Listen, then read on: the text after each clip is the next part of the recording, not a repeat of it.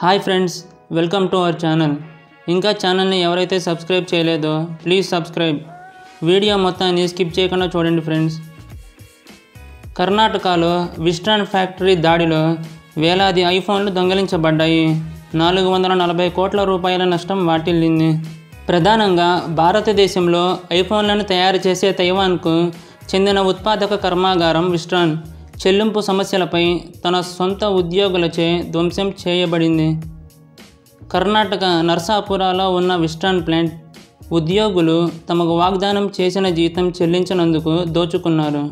ఇప్పుడు తాజా నివేదిక ప్రకారం హింస సమయంలో వేలాది ఐఫోన్లు దొంగిలించబడ్డాయి మరియు ఆస్తి నష్టం జరిగింది. దీనివల్ల మొత్తం 437 కోట్ల రూపాయల నష్టం జరిగింది.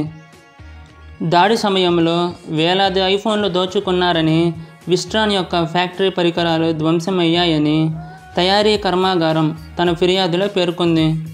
సంస్థపై దాడిని కర్ణాటక కార్మిక మంత్రి శివరాం హెబ్బర్ ఖండించారు.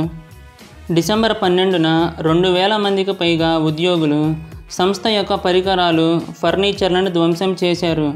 ఇంకా మ్యానుఫ్యాక్చరింగ్ ప్లాంట్లో ఉన్న వాహనాలను డౌస్ చేయడానికి ప్రయత్నించారు.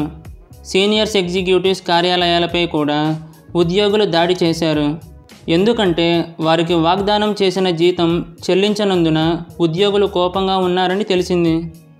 ఇంజనీరింగ్ గ్రాడ్యుయేట్కు నెలకు 21,000 వాగ్దానం చేయగా హిజ్ ఆర్ హర్ శాలరీ 16,000కు తగ్గింది. సబ్సిక్వెంట్లీ ప్రజెంట్ నెలల్లో 12,000కు తగ్గింది.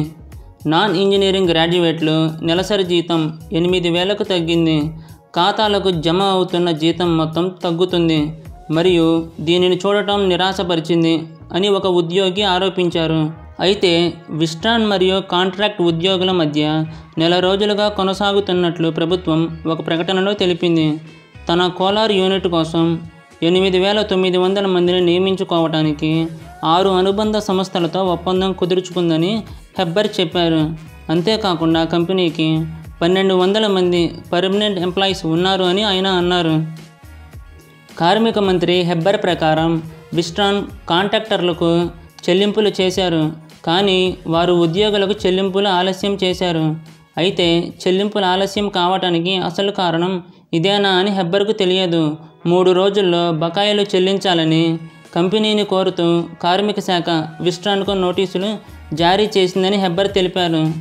దాని సొంత ఉద్యోగులచే విధ్వంసానికి గురైన విస్ట్రాన్ ప్లాంట్ ఐఫోన్ SE అత్యంత సరసమైన phone, internet of things IoT ఉత్పత్తులు మరియు బయోటిక్ పరికరాల తయారీకి ఉపయోగించబడుతుంది. ఇది 2,900 కోట్లు పెట్టుబడి పెట్టింది. దీనిలో 10,000 మందికి పైగా ఉద్యోగం చేస్తున్నారు. సో తెలుసుకున్నారు కదా ఫ్రెండ్స్ విస్ట్రాన్ ఫ్యాక్టరీపై దాడి గురించి. We will meet in next video.